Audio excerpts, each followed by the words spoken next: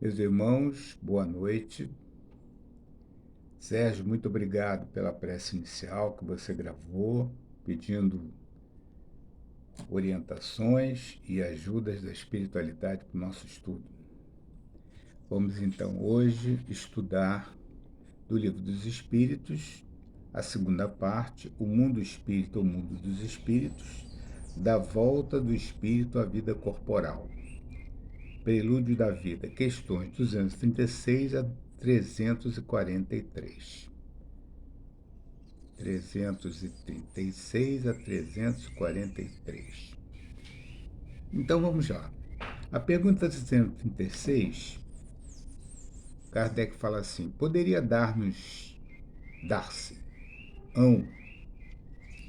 não haver espírito que aceitasse encarnar numa criança que houvesse de nascer? Então, estava prestes a nascer, o espírito não aceitava encarnar, né? Nós vamos ver que, mais à frente, que essa ligação se dá bem antes do nascimento propriamente dita. Então, a resposta do Espírito é a seguinte: Deus a isso proveria. Quando uma criança tem que nascer vital, está predestinada sempre a ter uma alma. Nada se cria sem que a criação presida um desígnio. Ou seja, não há nascimento sem alma naquele corpo, não é? Vamos ver então, lá, segundo Milanês, como ele analisa esse pressentimento dos desígnios, né? Na lição número 30 do livro Filosofia Espírita, volume 7. Ele fala o seguinte: a medicina do mundo diz assim: a natureza esqueceu, falhou. Aí a criança morreu. Houve uma falha, né? Então a gestação não chegou ao fim. Então o espírito, o milanês fala assim: Deus controla tudo, não se esquece e nem há falha. Tudo é proposital para que a justiça se cumpra num clima de amor.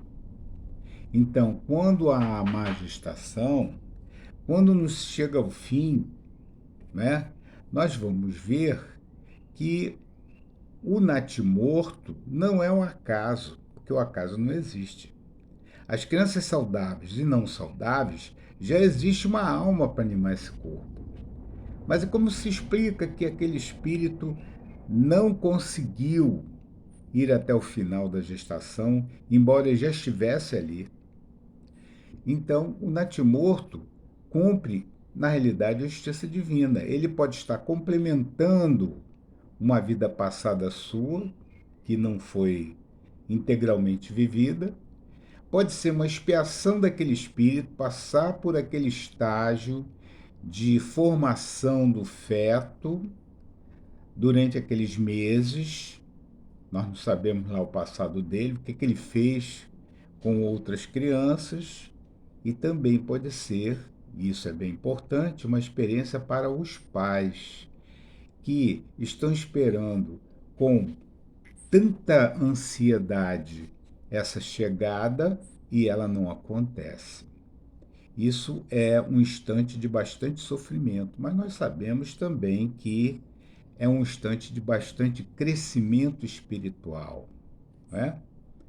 Infelizmente, nós ainda temos que ter crescimentos espirituais através da dor. Infelizmente, esse é o nosso estágio aqui. A questão 337, Kardec pergunta assim: pode a união do espírito a determinado corpo ser imposta por Deus? Responde o espírito: certo, ela pode ser imposta. Do mesmo modo que as diferentes provas, mormente, quando ainda o espírito não está apto a proceder a uma escolha com conhecimento de causa. Então, há espíritos que não têm a menor noção do que está acontecendo, que ele tem necessidade de reencarnar, que ele tem dívidas a pagar, não é? Então, por expiação, pode o espírito, continua a resposta, ser constrangido a se unir ao corpo de determinada criança, que pelo seu nascimento, pela posição que vem ocupar no mundo, se lhe torna instrumento de castigo e de oportunidades. Não é? Para ele é um castigo, mas depois de passar por todas essas expiações, ele vai ver que era uma oportunidade que Deus está oferecendo para ele. Né? Sobre essa imposição, diz assim Miranês: a imposição se dá quando o espírito não tem discernimento para escolhas compatíveis com as suas necessidades. Mesmo espíritos mais desenvolvidos carecem de opiniões que possam guiá-los na escolha.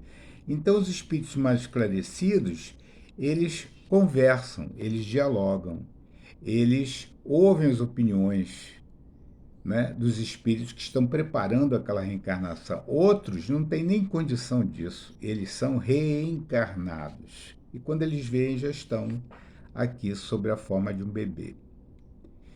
Ainda Miranês fala assim: as provas e expiações que temos que passar são apresentadas e discutidas pelos engenheiros siderais como as melhores para nós.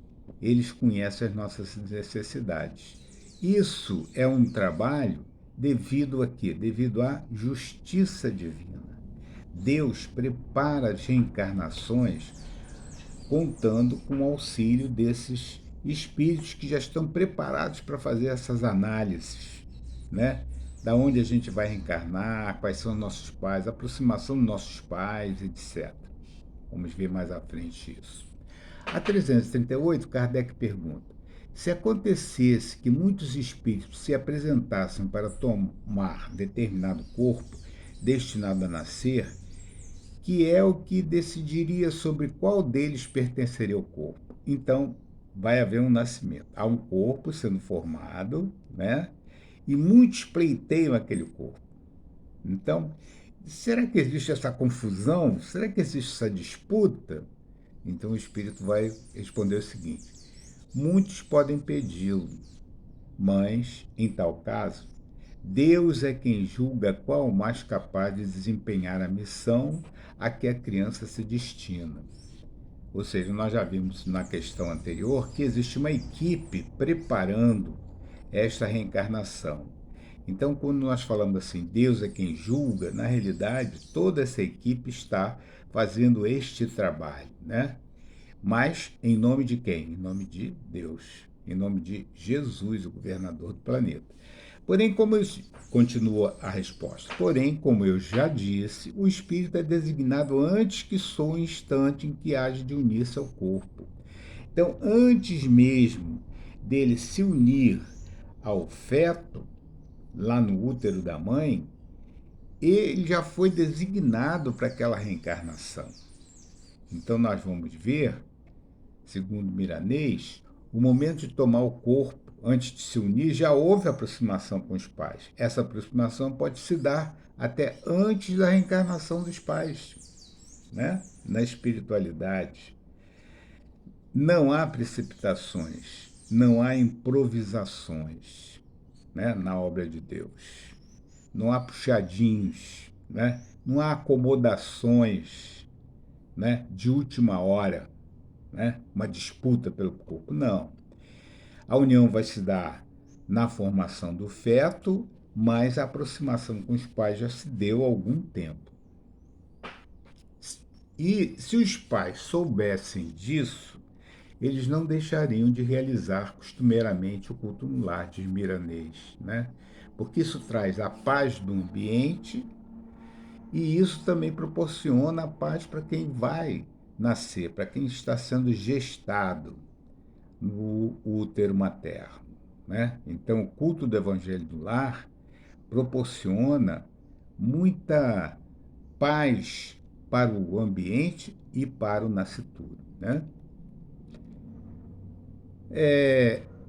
Se nós quisermos aprofundar mais nesses procedimentos de reencarnação, podemos consultar o Missionários da Luz de André Luiz, um livro de 1945, psicografado pelo Chico, que detalha o processo encarnatório de Sigismundo, falando na miniaturização. né? Essa miniaturização também é falada no livro A Vida Continua, de André Luiz, em 1968, no capítulo 16, né? Então, um trecho lá, o benfeitor fala assim: não vejo qualquer interesse para Mancini na permanência aqui, na espiritualidade. Forçoso envidarmos esforços para que ele aceite, voluntariamente, a miniaturização. O que é miniaturização? É um restringimento no plano espiritual, significa um estágio preparatório para a reencarnação. Ou seja, nós vamos diminuindo a energia do nosso perispírito e nós vamos realmente diminuindo de tamanho para podermos nos ligar ao feto dentro do útero materno. Não confunda essa miniaturização com outra que pode acontecer com os espíritos que ainda estão no limite da animalidade. Esses espíritos muito involuídos, muito atrasados, eles produzem uma redução no conjunto espiritual que atinge o seu máximo, a redução máxima. Não se restringe o espaço do útero, mas eles vão à redução ao ponto de uma célula ovo, né? Esses espíritos, quando desencarnados, apresentam-se como uma postura fixa mental ou monodeísta de auto-hipnotização, para que volte à vida física. Eles têm essa ideia fixa, né? Muitas vezes para exercitar uma vingança, cheios de mágoa, né? Eles estão ainda no limite da animalidade. Então, a sua ideia fixa neutraliza outras emoções, determinando a diminuição das energias espirituais até o ponto das moléculas se condensarem em nível microscópico de um núcleo de célula-ovo. Daí, em muitas obras espíritas, serem chamados de ovoides.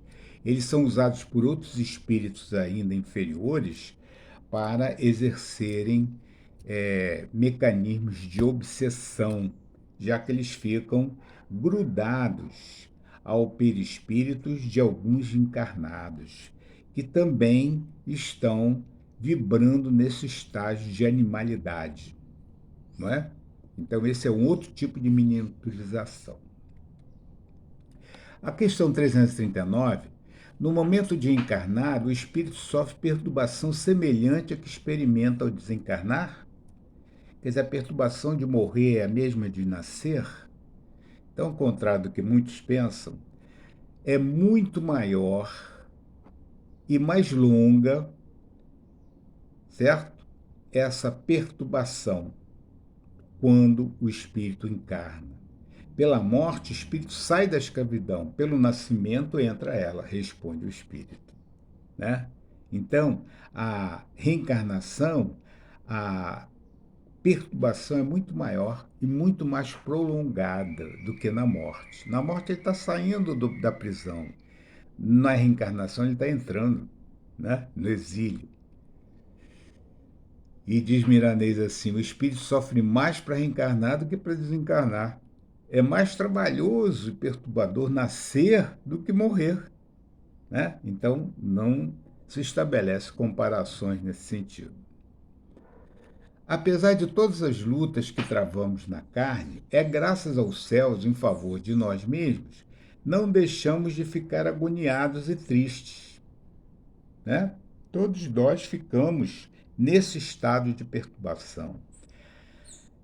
E por quê? Porque como a gente chega ao corpo em formação, há um esquecimento, uma perda de consciência do passado. Isso nos atribula muito. E também o constrangimento de estarmos sendo diminuídos, miniaturizando, né? Ficando pequenino, né? Ficando cerceados. Isso é uma aflição, né? Para cada um de nós, principalmente se nós não temos conhecimento do que está acontecendo. E espíritos mais esclarecidos têm um momento de reencarnação mais feliz, porque eles têm domínio do que está ocorrendo, né? Depois de reencarnar, a perda da consciência, continua Miranês, e a tristeza são acompanhados por amigos espirituais, nos intuindo no caminho da luz. Então, veja, nesses momentos de aflição da reencarnação, nós não estamos sozinhos. Em nenhum momento Deus nos deixa largados, né? Eu tenho alguns amigos que são materialistas, eles dizem assim: a Terra é um projeto que Deus esqueceu e não deu certo. Mas que ignomínia, né? Mas que falta de fé. Mas tudo bem, nós temos que compreender e nós temos que respeitar essas opiniões. Mas nós espíritas não podemos aceitar que Deus em nenhum momento esquece de cada um de nós, cada um de todos os bilhões aqui da Terra e do universo, né? Então, nesses momentos também de reencarnação, nós temos que ser assistidos por ordem de Deus, pelo seu amor. Nós somos assistidos pelos companheiros, nossos amigos espirituais, né? E eles nos intuem para o melhor caminho. A 340 é solene para o espírito o instante da sua reencarnação? Pratica ele esse ato considerando grande e importante? Esse momento, o espírito acha importância, ele pratica isso como uma coisa muito importante para a sua vida? Aí o espírito responde o seguinte: procede como um viajante que embarca para uma travessia perigosa e que não sabe se encontrará ou não a morte nas ondas que se decide a afrontar. Então, é a mesma coisa de alguém que está entrando num barco. Nós não sabemos como é que vai ser a trajetória deste barco. Nós não sabemos, né? Nós não temos antevisão. Então, tudo que vai acontecer vai depender também muito de nós. Mas nós ainda somos fracos, nós ainda somos imperfeitos, nós ainda somos inconstantes. Então, nós ainda somos ignorantes, né? Então, nós temos essa, vamos dizer, prevenção para o desconhecido que está à nossa frente, né? E aí nós nos afligimos. Kardec faz um comentário sobre isso. Ele diz o seguinte: o viajante que embarca sabe que o perigo se lança, mas não sabe se naufragará. O mesmo se dá com o espírito. Conhece o gênero das provas a que se submete, mas não sabe se sucumbirá. Assim como, para o espírito, a morte do corpo é uma espécie de renascimento, a reencarnação é uma espécie de morte, ou antes, de exílio, de clausura, né? Nós estamos entrando num estágio de reclusão quando reencarnamos, né? Ao passo que quando nós morremos, nós estamos renascendo ou nós estamos nos libertando. Isso, para nós que estamos envolvidos nessa ambientação aqui da Terra, às vezes muito é difícil entender, né? O pensamento espírita, ainda para a maioria, é difícil ser absorvido. Mas nós vamos chegar um dia em que todos vão pensar dessa mesma maneira. E a vida vai ser muito mais bonita aqui na Terra, né? Ele deixa o mundo dos espíritos pelo mundo corporal, como o homem deixa este mundo por aquele. Sabe que reencarnará, como o homem sabe que morrerá. Mas, como este com relação à morte, o espírito só no instante supremo, quando chegou o momento predestinado, tem a consciência de que vai reencarnar. Então, qual o homem em agonia, dele se apodera a perturbação que se prolonga até a nova existência se as positivamente setada, até o nascimento. A aproximação, no momento de reencarnar, sente uma espécie de agonia. E nós vamos mais longe. Quer dizer, a existência sócio-positiva depois de alguns anos após o nascimento, ainda no estágio de bebê, ainda no estágio de criança muito tenra, né? Nós estamos ainda completando a nossa reencarnação. Miranês fala sobre esse momento decisivo, dizendo que é um trabalho intenso em escolas espirituais para encorajar os espíritos que têm que reencarnar. O conhecimento aumenta a vontade de vencer a si mesmo. Então, na medida que nós aumentamos o conhecimento, nós sentimos mais firmeza nas nossas potencialidades. Nós todos temos potenciais, né? Jesus já falava nisso, né? Para que nós fôssemos o sal da terra, para que brilhasse a nossa luz, mas muitas vezes nós somos vacilantes. Mas à medida que nós conhecemos mais sobre a espiritualidade e sobre as engrenagens que Deus nos apresenta, nós vamos acreditando mais em nós mesmos, né? E aí, lá, quem consulta Memórias do Suicida, Cabelo no Espírito de Camilo, psicografia de Ivone Pereira, vai ver que os suicidas, depois de tirados do Vale dos Suicidas, vão para a recepção no Hospital Maria de Nazaré, que é operado pela Legião dos Servos de Maria. Depois de recuperados, dos seus traumas perispirituais parcialmente recuperados, eles vão para a cidade universitária, que está dentro da Cidade Esperança, né? E aí eles têm aula de moral, filosofia, ciência, psicologia, pedagogia e cosmogonia, ou seja, conhecer o cosmos, conhecer o universo. Nós sabemos que o suicídio é fruto da ignorância. Esses irmãos que procuraram a porta do suicídio precisam se instruir, precisam se educar. Daí a prevenção de novo suicídio está se dando com eles através do estudo, né? Porque o suicídio só poderá ser debelado com o conhecimento. Estamos em pleno mês de setembro, vamos divulgar o material da Federação Espírita Brasileira, que é uma apostila de prevenção do suicídio, e vamos observar com atenção, em volta de nós, a atmosfera de depressão, a atmosfera de compreensão da vida que os nossos irmãos têm, e vamos ajudá-los, né? Na apostilinha que a FEB distribuiu, e o Sérgio também já colocou no nosso grupo, né? É interessante que nós, nesse mês de setembro, nos preparemos para isso.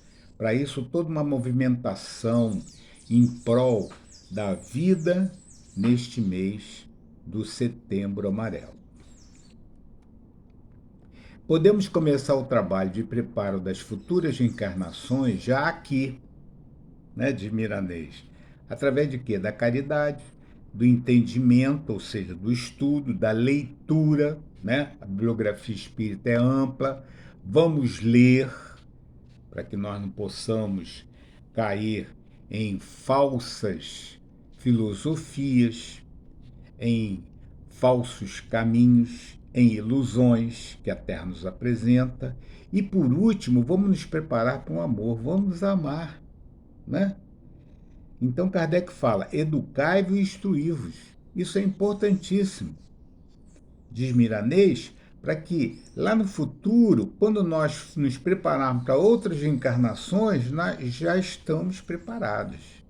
E olha só que beleza nós encontramos no livro Instruções Psicofônicas, de Francisco Cândido Xavier, uma página que eu vou colocar depois, aqui essa noite, chamada Ante a Reencarnação.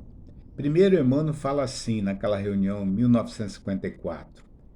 Enquanto a escola espiritual na Terra prepara as criaturas reencarnadas para o fenômeno da morte, em nosso plano de ação, essa mesma escola prepara as criaturas desencarnadas para o aprendizado da existência no corpo físico. Lá se prepara para reencarnar, aqui se prepara para a morte, né? Segundo Emmanuel. E aí, naquela noite, tinha uma grande assembleia de companheiros que se achegava ao recinto, suspirando pelo retorno ao tempo da luta na matéria mais densa. Então, suspirando pela reencarnação. E o espírito de Cornélio Milard, que foi o médico na última encarnação, dá a seguinte comunicação através do Chico. É preciso modificar os nossos clichês mentais para que a nossa volta à escola terrestre signifique recomposição e refazimento. Ele está justamente falando para aqueles espíritos que estão agoniados para reencarnar. Mas ele está falando assim, precisa mudar o estágio mental de vocês. Continua ele. Essa transformação, contudo, não será levada a efeito apenas pela força de preces, meditações e conclusões em torno do passado. Olha o que ele está falando, hein? Faz-se imprescindível a dinâmica da ação. A fim de esquecer velhas provas, aliviemos as provas alheias. Então ele está concitando aqueles espíritos a trabalhar em favor do bem, em trabalhar em favor do amor para aqueles que estão em contato. Então ele continua. Para desobstruir o caminho da nossa consciência culpada, devemos favorecer a libertação dos que suportam fardos mais pesados que nossos, porque ajudando os nossos semelhantes, angariaremos o auxílio deles, fazendo-nos, ao mesmo tempo, credores do amparo daqueles irmãos maiores que nos estendem prove dos braços da vida superior. Então ele está concitando os irmãos à ação da caridade para aqueles que eles estão com fardos muito pesados, né? Então continua. Nossas reminiscências infelizes são fatores desequilibrantes do nosso mundo vibratório. Então não vamos ficar pensando muitas vezes nos nossos erros passados, nas nossas ligações, né, positivas ou negativas. Vamos pensar para frente, vamos pensar para o futuro, vamos nos preparar. Não vamos perder tempo das nossas leituras e no nosso preparo. Por quê? Isso impede, continua ele, a formação do novo instrumento fisiológico suscetível a conduzir à reorganização do próprio destino. Isso é, para aqueles espíritos servem para nós. Né? Ele está falando assim, quando vocês ficam pensando no passado e nas suas faltas e querem reencarnar por causa disso, isso prejudica o instrumento que você vai fazer parte. E olha que ele vai mais além. Mas, se nos aberarmos dos nossos futuros pais e de nossos futuros lares, envolto na tempestade da incompreensão e da indisciplina, apenas espalharemos ao redor de nós desarmonia e frustração, porquanto, em verdade, o vosso caminho na vida será sempre a projeção de nós mesmos. Então ele está falando para aqueles espíritos, como está falando para nós, né? Que quando nós estamos envoltos em compreensão e indisciplina, nós vamos espalhar em torno de nós essas mesmas vibrações negativas. Esse artigo nós vamos botar depois, como a gente já prometeu, no nosso grupo. A pergunta 341, na incerteza em que se vê quanto às eventualidades do seu triunfo, nas provas que vai suportar na vida, tem o espírito uma causa de ansiedade antes da sua encarnação? Aí ele fala assim, de ansiedade bem grande, pois que as provas da sua existência o retardarão ou farão avançar conforme o suporte. 31. A inquietação da alma, fala Miranês. A grande ansiedade da reencarnação, a ignorância da vida espiritual, a falta de maturidade da alma na posição em que se encontra. Não é fácil a transição, porque a gente parte de lá adulto, experiente, e chega aqui na mais tenra infância e inocência. Né? É isso que acontece. Se o espírito tem fé em Deus e conhece os ensinos de Jesus, terá esperança e será mais fácil os procedimentos de reencarnação. Aí, Joana de Anjos diz o seguinte para a gente lá no livro Celeiro de Bênçãos, pelo Divaldo. Disse Jesus, é necessário nascer de novo. Então ela fala, não adies hoje o seu renascimento moral pensando já na próxima conjuntura carnal. A reencarnação vindoura será sem dúvida a continuação da reencarnação em que te encontras. Começa agora, esse amanhã que anelas e envida todos os esforços para triunfar. Então ela está declarando aqui o seguinte: nós vamos ter que reencarnar, vamos preparar essa reencarnação a partir de agora, né? Vamos chegar mais leves lá e vamos voltar mais leves também. 342. No momento de reencarnar, o espírito se acha acompanhado de outros espíritos, seus amigos que vêm assistir a sua partida no mundo incorpóreo, como vêm recebê-lo quando lá volta, depende da esfera que pertence. Os espíritos que querem lhe acompanhar até o último momento animam e mesmo lhe seguem muitas vezes os passos da vida. Então, os espíritos bondosos, segundo Miranês, realmente vão nos auxiliar a vida fora. Os maus, pouco arrependidos, resta a solidão, dificilmente compreendem esse fato, né? O 343. O que vemos em sonho nos testemunham um afeto e que nos apresentam com um desconhecido semblante são alguma vez espíritos amigos que nos seguem? Muito frequentemente, diz a resposta. São eles que vos vêm visitar como ides visitar um encarcerado. Então, os espíritos guias comunicam com os seus tutelados através de sonhos, mas também podem comunicar quando nós estamos no estado de vigília, né? Através de ideias, através de intuições.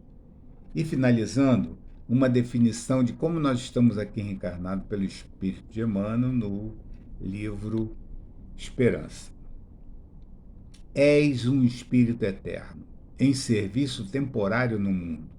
O corpo é teu, refúgio, teu bastão, teu vaso, tua veste, tua pena e teu buril, tua harpa e a tua enxada. Vamos aproveitar essa grande oportunidade que se chama estar reencarnado. Meus irmãos, vamos agora pensar em Jesus e agradecer esses momentos que o Consolador, através dos nossos estudos e os nossos espíritos protetores, nos oferecem na noite de hoje com esse estudo. Senhor Jesus, nós te agradecemos a vida. Nós que estudamos agora a importância de estarmos reencarnados.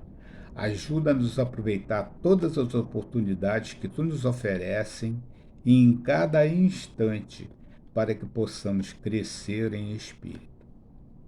Ajuda-nos, Senhor, para que nós possamos também vibrar com os nossos irmãos enfermos do espírito e da matéria, tão necessitados quanto nós da tua misericórdia.